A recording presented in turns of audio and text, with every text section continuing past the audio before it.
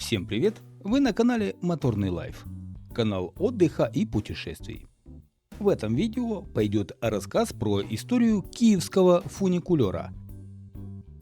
Фуникулера в Украине всего два – киевский и одесский. Столичный фуникулер закрепил за собой славу местной достопримечательности.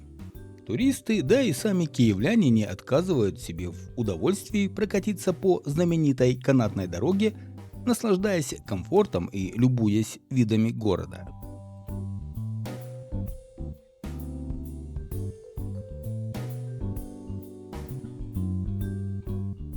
Киевский фуникулер – фуникулерная система, соединяющая исторический верхний город и Подол в Киеве. Проложена по склону Владимирской горки с хорошим видом на реку Днепр.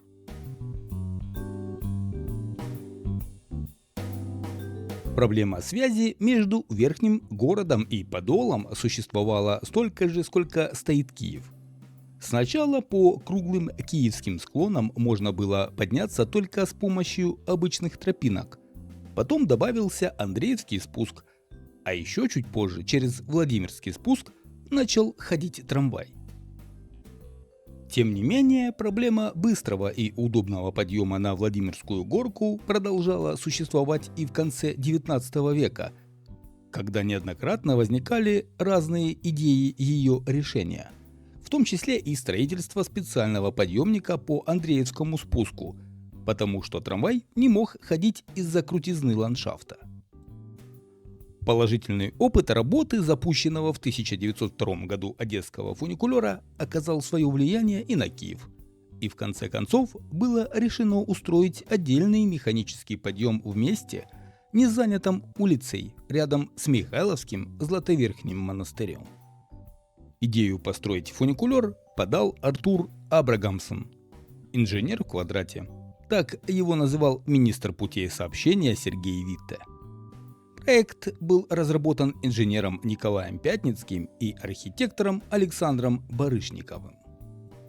Создание фуникулера продолжалось с 1902 по 1905 годы и обошлось концессионеру обществу Киевской городской железной дороги в 230 тысяч рублей.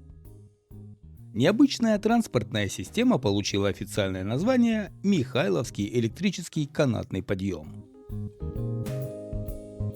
Торжественное открытие состоялось 20 мая по старому стилю 7 мая 1905 года. Первый день работы подъема был испытательным. Им могли воспользоваться строители и механики. Уже на следующий день, 21 мая, началась перевозка пассажиров.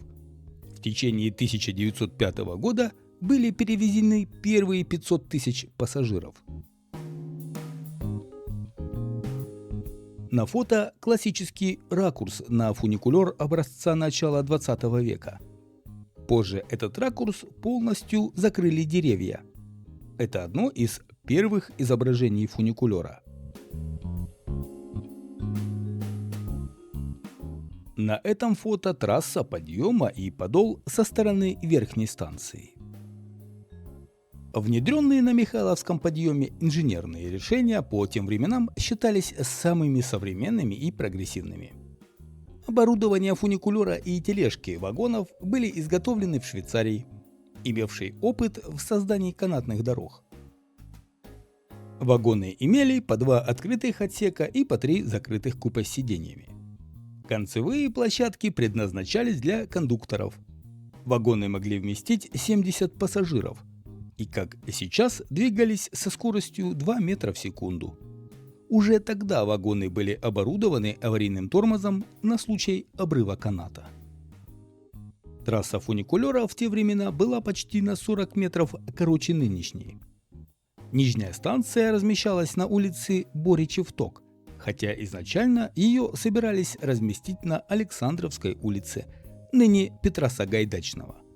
Однако трассе помешали частные дома, с владельцами которых вопрос отселения за разумные деньги решить вопрос не удалось, и нижнюю станцию пришлось перенести.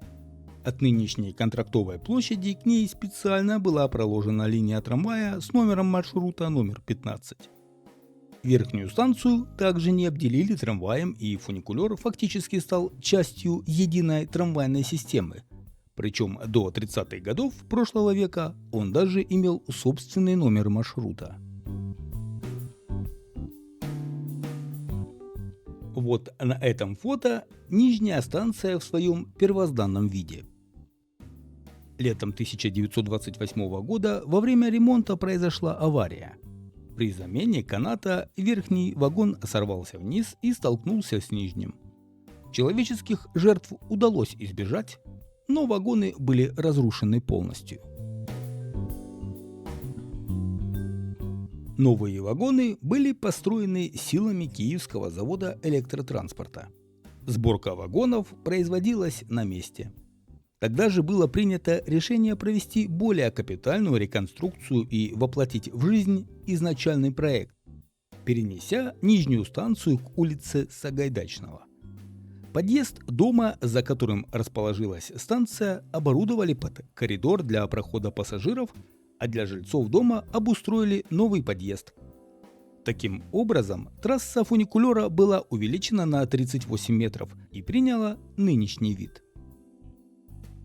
15 апреля 1929 года специальная комиссия провела испытания новых вагонов и удлиненной линии подъема.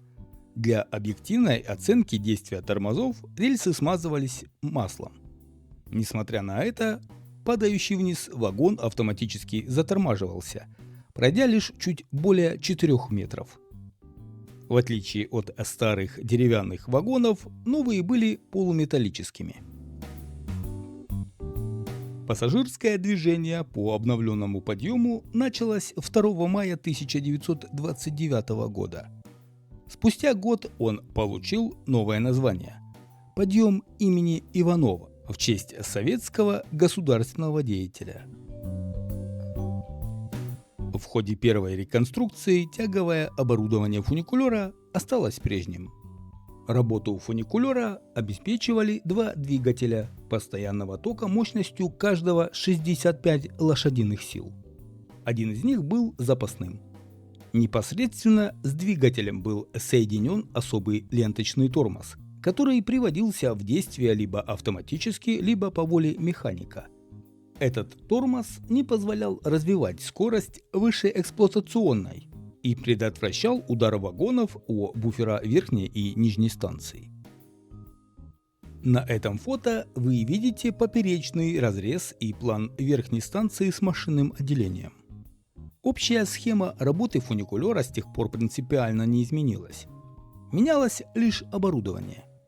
Чертеж выполнен инженером Куликовым в 1932 году. В 1930-х годах обсуждалось множество идей строительства новых канатных подъемов. В частности, предполагалось построить на Вознесенском спуске, Андреевской горе, от моста имени Евгений Бош на Печерск и Зверинец. Во время Второй мировой войны фуникулер работал с перебоями. После освобождения города подъемник прошел небольшой восстановительный ремонт, и 27 ноября 1943 года был вновь запущен в эксплуатацию. Вот так печально выглядела верхняя станция в 1943 году. Нижняя станция в послевоенный период. –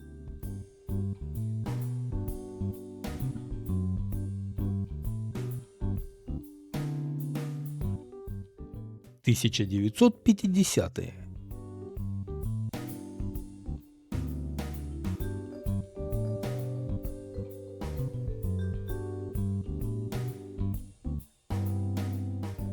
Вторую капитальную реконструкцию проводили в два этапа.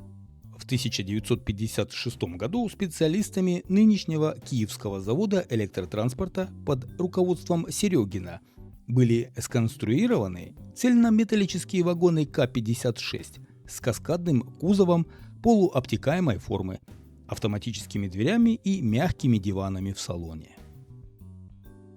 Для замены вагонов возле нынешней станции была построена временная кривая, по которой старые вагоны были спущены на улицу Боричев-Ток.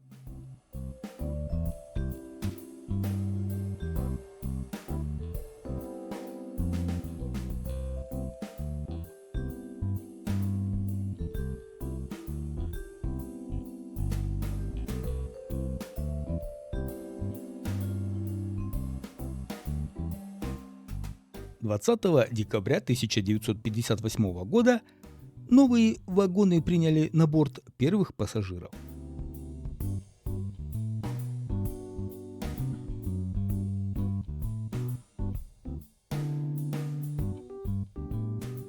Во время реконструкции слегка обновился и фасад верхней станции. В 1963-1964 годах прошел второй этап реконструкции. В Маш-зале было установлено новое современное оборудование, а фасад верхней станции полностью перестроен в духе тогдашней архитектуры. Простые и лаконичные формы, керамическая плитка и неоновые буквы. Так выглядел вход на нижнюю станцию во время строительства станции метро Почтовая площадь в 70-х годах. Ну а так уже после пуска линии метро на Подол. К нижней станции фуникулера по-прежнему вел длинный коридор внутри старого дома. Интересно, что около полувека вагоны обозначались литерами L левый и P правый относительно нижней станции. И только после следующей их поменяли местами. В 1976 году в рамках генплана развития города Киевпроект разработал варианты замены фуникулера более современными типами подъемников – эскалаторами или скоростными вертикальными лифтами с траволаторами. Ликвидацию наметили на 1980 год. Но к тому времени власти передумали и решили сохранить подъемник как уникальное историческое сооружение. В 1983 году началась новая реконструкция. Во время этого ремонта подъемник разобрали почти до основания. Киевпроекту поручили разработать эскизы новых павильонов станций. Предусматривалась установка тягового оборудования, а новые, более комфортабельные вагоны с улучшенной тормозной системой спроектировал и построил Киевский завод электротранспорта. В 1984 году отселили жильцов дома у нижней станции, а все строения вокруг нее и саму станцию полностью снесли. Обновленный фуникулер открылся 29 декабря 1984 года. Открытию предшествовала трехнедельная обкатка вагонов. Из всех реконструкций это была, пожалуй, наиболее полной. Были заменены не только оборудование и вагоны, а и также комплексно решен вопрос устройства и архитектуры станций. Нижнюю станцию отстроили заново, а территорию вокруг нее благоустроили. На этом фото празднование 90-летия фуникулера в 1995 году. Для поддержания исправного состояния оборудования и станций каждый год фуникулер на несколько недель закрывается для проведения текущего ремонта.